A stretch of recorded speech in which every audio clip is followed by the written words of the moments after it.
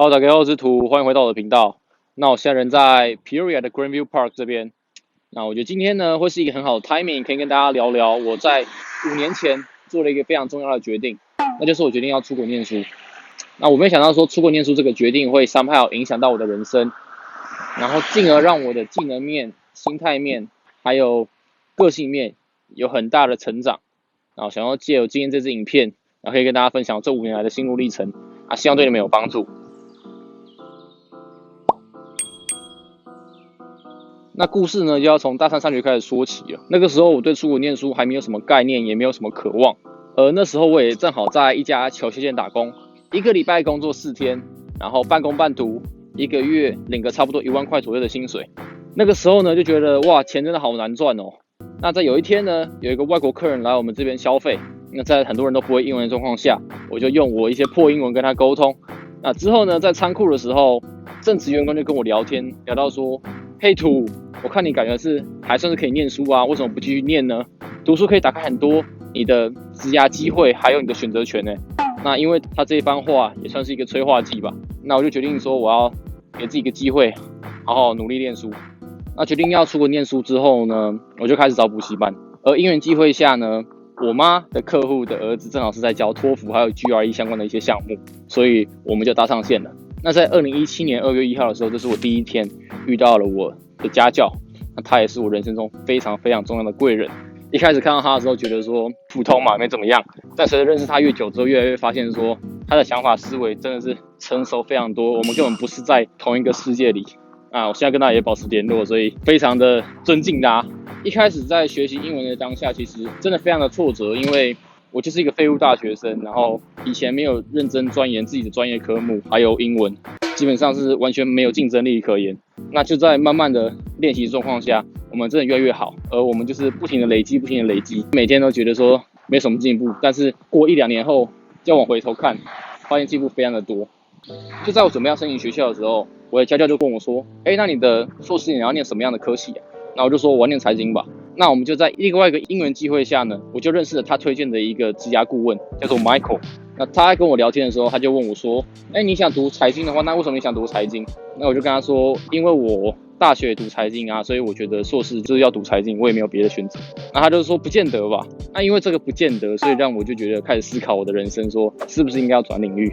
于是我们研究了3-4个月之后呢，我决定踏入了我从来没有接触过的领域，那就是数据分析。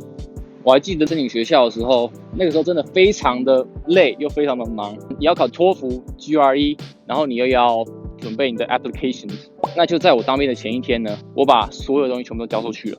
但那个时候呢，我完全不觉得我会录取任何一所学校，因为那个时候呢，我的 GPA 只有 2.6 而已，然后我的托福呢也只有89分，那我的 GRE 呢也只有309分而已。如果你有出国念书，或者你有一些概念的话，你自己知道说这个背景是非常之差的。所以那时候我就跟自己讲说，如果有学校愿意录取我的话，那我肯定不要浪费他们的机会，我要努力的学习，然后努力的去探索自己的热情。在这2年不停的努力，我可以没有朋友没关系，我很珍惜这方面的机会。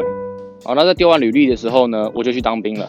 那时候的状况就是我真的已经完全 burn out 了，我已经没有办法去思考很多东西。那也是因为当兵的时候，我才感觉到休息的重要性。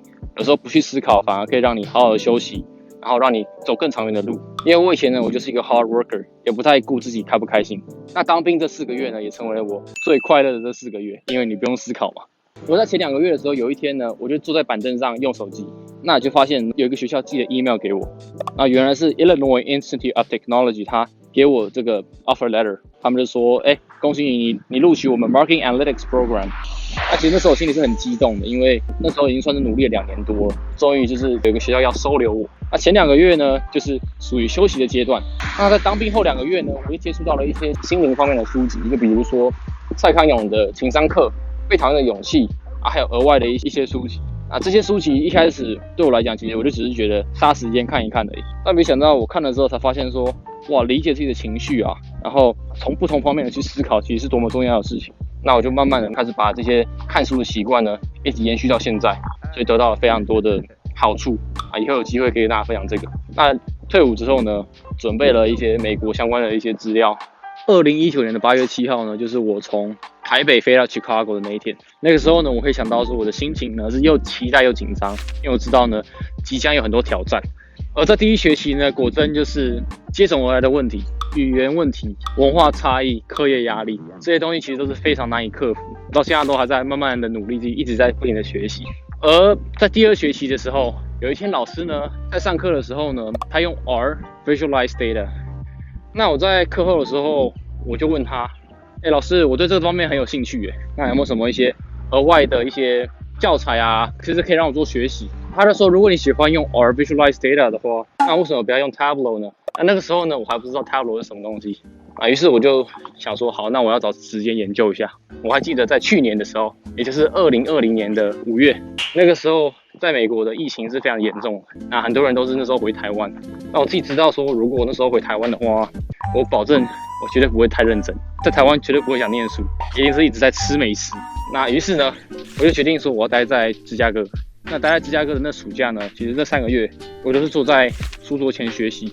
那个时候呢，就是把 Tableau 的基本证照把它考起来，然后还有 Excel 的证照也考起来。然后在开学的时候，希望就是把这些证照考到，希望在之后可能要找工作的时候会更有竞争力一点。因为我在暑假有下一点功夫，所以可以感觉到说我跟班上的同学呢是有拉开一些差距。那我就在想说，既然我觉得 visualize data 很有趣的话，那我毕业之后呢，就可以先朝向 Tableau 方面的工作去尝试。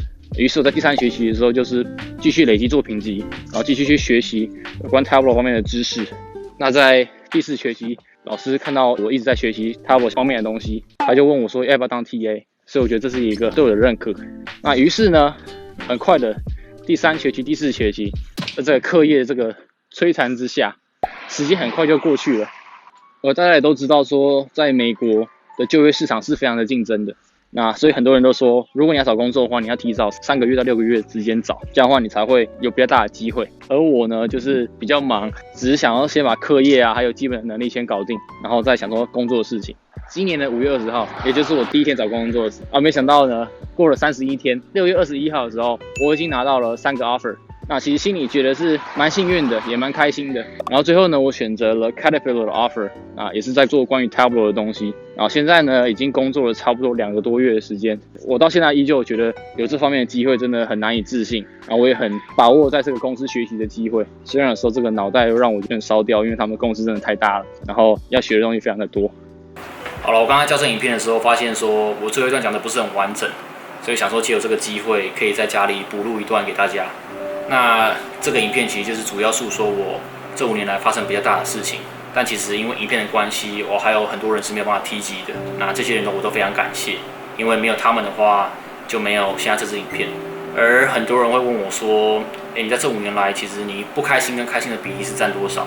那我想了一下，我发现大概95% 的时间都是不开心的，因为毕竟就是跳脱舒适圈的话，总是会有一些不舒服嘛。然后那5% 的开心，很多时候的开心都是建立在你托福可能考完了可以休息一下，或是你证照考过了的那种开心。那种开心也不是真正的开心，因为你只是一个压力的释放而已。而从这5年来的心态转换呢，我能说的是，一开始我就是一个很冲的人，我就是要考好成绩，就是不停的读书，然后也不去顾虑自己的心情。那到中间的时候去当兵，了解到休息的重要性，那也开始接触到一些书籍，了解到要怎么辨认情绪。而到后期呢，因为已经拼了可能4年的时间了，其实心里是非常的疲乏。那也因为发生一些事情呢，让我直接意识到说快乐的重要性。就以前呢，我常常会一直觉得说 title 跟 money 是远比快乐还要重要的。到这个时期，我现在觉得快乐其实是最重要的，所以不要给自己的压力太大，了解自己的身体健康才是最重要的。那我希望这支影片其实对大家有帮助。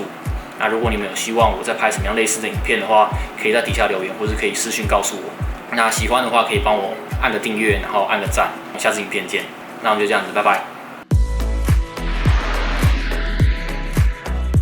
那这支影片呢？那这支影片呢，就是太吵了。那这支影片呢，就是很简短的去讲了我5年来的发生一些重要